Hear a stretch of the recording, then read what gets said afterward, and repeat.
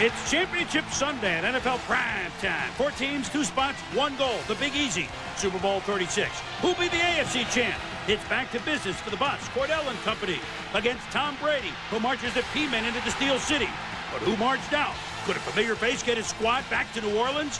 Who'll call themselves the NFC champ? The greatest show? Marshall. Or can Donovan's desire pull off a monster upset? We'll tell you who'll join us in New Orleans on NFL Primetime. Next.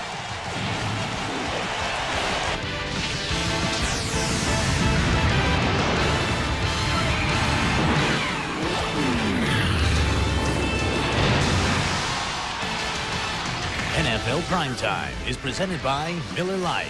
Primetime is Miller time. And now here's your host, Chris Berman. Oh, yeah, we're wondering which teams are coming to New Orleans, so we figured we'd get a head start. Welcome to the Bayou, 7 days before the Super Bowl on Championship Sunday, NFL Primetime. And if I may, since we're in New Orleans, in 1814, we took a little trip, along with Colonel Jackson, I'm Chris Berman, down the mighty Mississippi. We took a little bacon, took a little beans, caught the bloody British in the town of New Orleans. Who would catch the British? I had to do it. You're amazing. It's Johnny Horton. Hey, 2 big favorites. Yes. But I tell you what, usually you have blowouts in this round. Not the case, Tom. And usually the 2 #1 seeds, as we had today, do not win, so we knew it would be an interesting afternoon and early evening. Shall we go in chronological order? Yes. Well, the Pittsburgh Steelers, so many championship games at home. In fact, this was their 8th one. But as they hosted the New England Patriots, it would be their first ever at the Big Ketchup Bottle. And the Steelers, big favorites all the way up to 10-point favorites as Cordell Stewart against Tom Brady. Jerome Bettis, first time in 8 weeks that he would play after a layoff. And Bill Cowher didn't waste much time to find out how he looked. How did he look, Tom? I think that we knew there was some concern. Jerome Bettis had a great practice on Thursday. He was hit early on by Willie McGinnis. There you see swarming Patriots defense, and look at the first half numbers. 5 carries, 3 yards, no touchdowns. Steelers special teams will become a huge theme. Now, Josh Miller gets off a great punt. It goes 60-plus yards, but wait, there's a flag, and it's kind of fundamental, Tom. Troy Edwards, the gunner, has to be knocked out of bounds. Then he can come back. There you see him run out on his own. That was a penalty. They'll have to kick again. So now punting from deep in the end zone, it's the punt for Miller and Troy Brown. Returned 2 in the regular season, so dangerous as we know. Gets it at his own 45, and Troy Brown in. His band of renown. It's up the middle, and he could go all the way. Just like that, the Steelers gave up a punt return last week to Baltimore. They do it again to Troy Brown, and the Patriots lead at 7-0.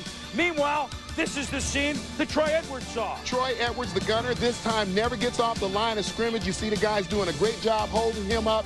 That allowed, at least in part, the return. So it's a 7-0 game. Little panic until Cordell. Okay, this is the Cordell Stewart we expect to see running for 34 yards. And on the same drive, we don't know what we expect to see from Chris Brown. And it straightens out. It's a field goal. Oh, my goodness. It's 7-3 New England.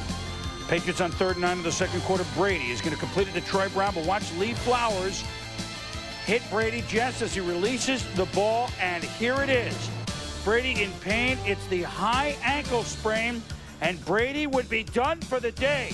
The man who has had a Cinderella season, going 12-3, and now he limps off, and that's the owner, Robert Kraft. And in comes, for the first time since September 23, Drew Bledsoe, fit and firing the bullet to David Patton. They don't run, they throw with Bledsoe. He ain't your ordinary backup. Bledsoe nailed by Chad Scott, a la the Jets hit from Mo Lewis. But look at Drew, Tommy. Hey, you know what? I'm fine. Let's go. We're in. So the next play, Bledsoe to Patton down to the 11-yard line. And the next play, Bledsoe. You couldn't write this script. Look at the touch to Patton. Touchdown, 14-3, New England. Great job coordinating the New England Patriots offense. You get Patton on the linebacker, Jason Gilden. That's a mismatch touchdown back in the end zone. Great throw, great catch. The Patriots in the box. And Bill Cowher befuddled, just befuddled. Now, we all were befuddled by a series of calls in the first half, and there were more in the second half. First of all, there were 3 challenges right here. They all overturn calls so you know the officials had a bad day. Second, if momentum is a part of football, replay the way this is run right now is ruining games of this magnitude. And if the challenges are correct and the object is to get it right, why subtract it from those coaches? If their challenge is right, give it back to them. And boom, I think that games like this will put instant replay under the microscope. And certainly I think that sometimes the officials are getting a little too relaxed with the fact that they have instant replay as a backup. It dragged this game to a halt, and later on, plays that should have been challenged, they could not because the coaches ran the challenges even though they were right. All right, meanwhile, big play, Brandon Mitchell blocks, Chris Brown's field goal, Troy Brown, Johnny on the spot, and then whoop, the flip to Antoine Harris, and he could go all the way. Oh, those Steelers special teams. 21-3 New England. They knew coming in, Tom, they would have a big advantage in the special team area, and they capitalized on it. Brandon Mitchell, a great job of pushing the middle, getting through, making the block, and look at the presence of mind of Troy Brown to get the ball to Antoine Harris. Can Troy Brown do anything else for this football team? Unbelievable, the game that he had. Now, Pittsburgh in a real pickle at Heinz Field, down 21-3. Cordell, the famous Amos Zaraway, 19-yard pickup. Second and goal. The bus is in, and actually before that, Zaraway looked like he was in. He hit the pylon. We thought it was a touchdown, but they didn't have any challenges left. Another part of replay that's ridiculous. It's 21-10. Troy Edwards feeling the punt. You know he's got to make something happen. And here come the Steelers. Sheds another tackle. That was lucky to Bunky Jones. Walter, the punter, the rookie, knocks him out of bounds. But now Troy Edwards helps get Cordell Stewart big field position. And here they go. Stewart complete the Plexico Burris. It's first and goal. And then here's Zaraway. And all of a sudden, here come the Steelers. It's 21-17. But Drew Bledsoe, it's not his first rodeo. It's just his first rodeo in about 4 months. Talks it over. Tom Brady rooting him on like a young kid, rooting on his mentor. And Bledsoe, a key pass to one-time Steeler Charles Johnson. And Adam Vinatieri, you think he can make a 45 field goal on dry turf? I think so. Good. 24-17 New England by a touchdown. Under 3 to go. Stewart trying to make something happen, but the game was in his hands. Just an overthrow picked off by Lucky Bucky Jones from New Britain, Connecticut. And so it was just a simple overthrow, and Bucky, who lays the lumber, does it with his hands. Yeah, you just take a look there. Cordell Stewart looks like he steps into the throw, did everything right, just overthrew the football. So now New England with the ball with up 24-17, 2:21 to go. 50-yard field goal to end the game, really. Ooh, it's no good. Vinatieri just misses. First miss in like a dozen. And so Cordell has another chance. But just before the 2-minute warning, it's another bad overthrow to Lawyer Malloy. With Ty Law and Lawyer Malloy, how you can beat a law firm like that? Cordell, 3 picks, all the Belichick family celebrating.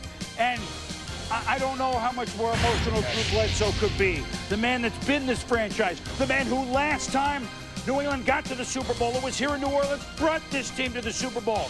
It's his play in relief of Brady, who relieved Bledsoe in September, that gets New England into their 3rd Super Bowl, all in New Orleans, 24-17.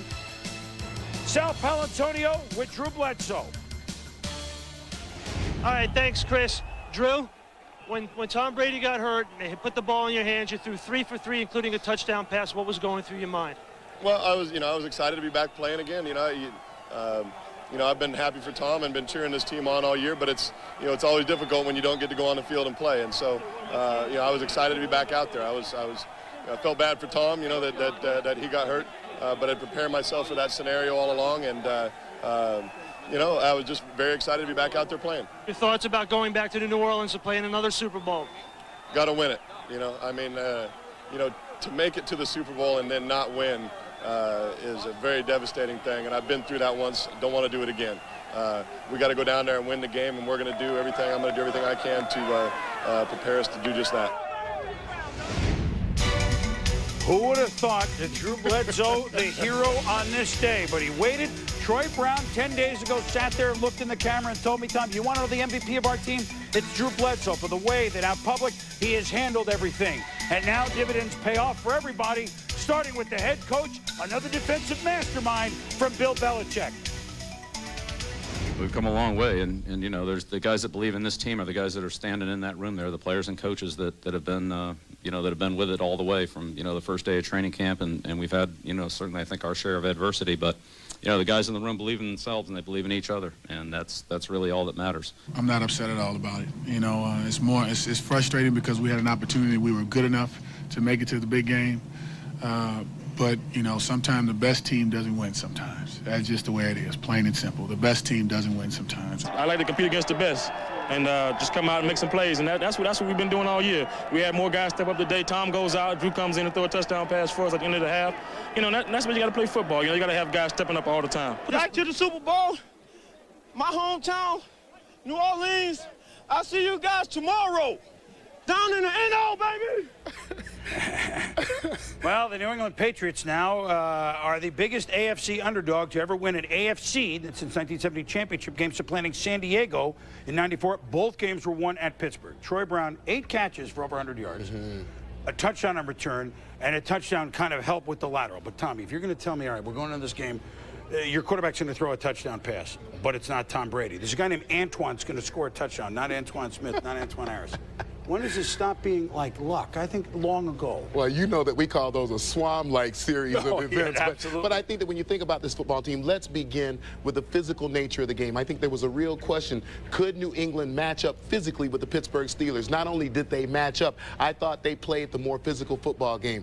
Drew Bledsoe played the role of hero today, stepping into a championship game after missing almost 4 months of football, played extraordinary from the moment that Tom Brady left the game until the end of the football game. Troy Brown is a true superstar. And was there any doubt that Bill Belichick was going to come up with some sort of game plan that was going to stymie both Cordell Stewart and their running game as well? Well, and they stopped the running game. I mean, you know what the numbers are, Tommy. Pittsburgh had 58 yards rushing.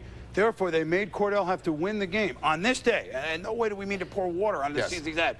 On this day, he was not up to that task. Now, Bettis. I know he's been kind of your image of the team, but after the first series, do you think he should have kept going with him, Tom? We asked the question for the last couple of weeks when we thought that he would play, what would be the Jerome Bettis factor?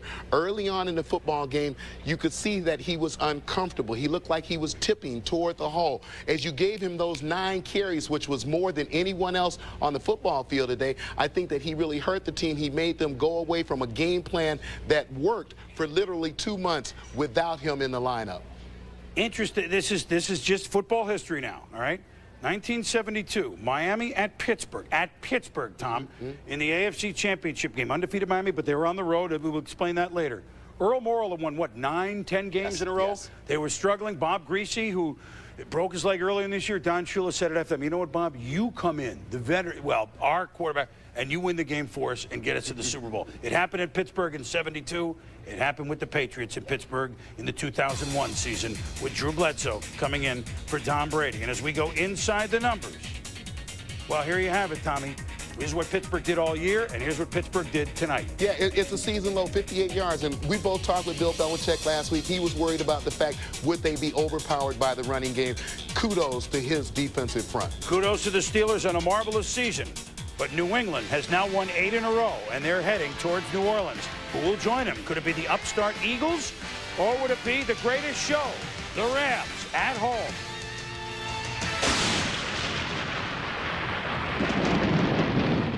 Well, Primetime is presented by Miller Lite. Grab a Miller Lite. It's Miller time. The crowd on Bourbon Street in the French Quarter wondering if it would be the Rams and Kurt Warner, the greatest show, or Donovan McNabb and Brother Love's traveling salvation show. Andy Reid's Eagles 8-1 on the road this year. They played in the first game of the season, and on the first series of that game, there was a fumble deep in their territory, and they did it again. Leonard Little with the sack on Donovan McNabb, and Brian Young recovers for the Rams on the second play from scrimmage. So you give this team a short field, and Kurt Warner and the Reverend Isaac Bruce going to make you pay for it. As was Troy Vincent playing hurt? Was he picked? Was he just beaten? Whatever it was, Tom, it's 7-0 St. Louis. Yeah, and the Rams do so many subtle things. You got Isaac Bruce in motion, gives a little bump to Troy Vincent at the line of scrimmage. That enables him to beat him to the corner. Next possession, Philly, Donovan McNabb. Whoa, and it's tipped by Chad Lewis and away from Aeneas Williams, who was there. Remember with the 2 touchdowns last week, McNabb has time, and Nate Brown. He underthrows a wide open Nate Brown. And Donovan not starting that well. Warner faking the pass, ends it to Marshall. But early on, Marshall Faulk was held in check by the Eagles. The Rams will kick a field goal 10-3. Then Faulk, then later on, here's Marshall, 21 yards. Then it gets physical. 2nd and 5, Warner, the handoff to Faulk.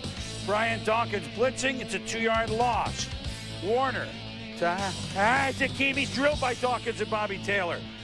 Jeff Wilkins hits the upright on a 53-yard field goal, it's still 10-3. McNabb, audible, then Corral, General Bockhopter. Clink, you idiot, 31 yards. Tommy, now they're running. Well, you see the signal there, the hand signal, the pad on the left hip. Buckhalter comes off that left hip, does a great job of getting into the hole quickly, getting through, and getting a great game. 2 plays later, we got him out of the witness protection program ourselves. It's Chad Lewis down to the 1-yard line. And so the Eagles first and goal, and they have an ace and they have a deuce. It's Deuce Staley, and we are tied at 10 as Deuce warming his head. This is great, Tom. Warming his hands over the ball like a campfire. Marshall running left. Look at vintage Marshall Faulk. Forget a loss behind the arc of scrimmage. Feeling the seam and the straight arm, Tom, gets him 20 more yards. 31-yard play. Very Gale Sayers like when you watch him moving to his left, getting away from a tackle, a potential tackle. Referee does a great job of getting out of the way. He does. He's off to a 31-yard gain. So the Eagles settle down. Now McNabb to James Thrash. You know, at times the receivers make the good catches. At times, Tommy, the receivers drop balls they should make. Catches they should make it. It's McNabb to Lewis for a first down. Throwing to the back, Staley throwing to the tight end, Lewis. That was the bread and butter. McNabb pump fake. Now it's Thrash inside the 10. McNabb 4 for 4 in the drive. Then you want to see a pretty pass. Oh, my goodness. It's there before Todd Pinkston turns around. 17-13, Philly with the lead. McNabb 5 of 6 on the drive. And after Wilkins, it's a field goal in the third quarter, 17-16. Marshall Faulk getting wrapped, but he would be back, and no one wraps him here. Touchdown, 22-17. Timeout, and they go for 2, but they don't make it. 11 plays on that drive. Marshall Faulk touched it 9 times. And then Faulk from 2 yards out. It's 29-17 as Philly could not stop it. The Landetta had punted, and so now with 3 minutes to go with their timeouts, Philly trying to make a move, and London Fletcher tries to, it gets called for a flag, delay of game, kicking the ball away before they could maybe review something, and McNabb rolls right. It's a power run, makes it 29-24. Under 2 minutes to go. Philly has the ball again after kicking off and forcing a Rams punt. But on 4th and 7, McNabb to Freddie, and who's there? Aeneas Williams. Aeneas Williams, who was to Andy Reid, can only wonder how close and what a fine season the Philadelphia Eagles have had.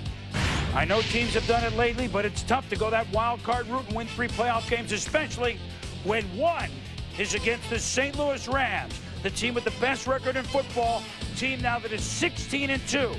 Philly played him tight, but in the end, Marshall, just too much as the Rams used their whole arsenal.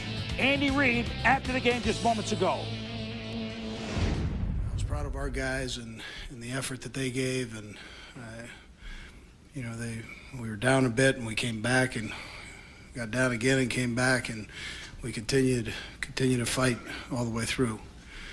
Again, you know, you can go back and we'll look at the mistakes, but for every mistake there was a good play in there too. So it's a very empty feeling when you get this far for players, coaches, and our owner and organization. It's a very empty feeling when you get this far and you don't get to the Super Bowl. And absolutely, but the Eagles, kind of the old-fashioned route, Tom. They lost in the divisional round last year, lost in the championship round this year, but they were up against a team that not only brings their offense, which we know all about, they bring their defense, which was part of the story on this day.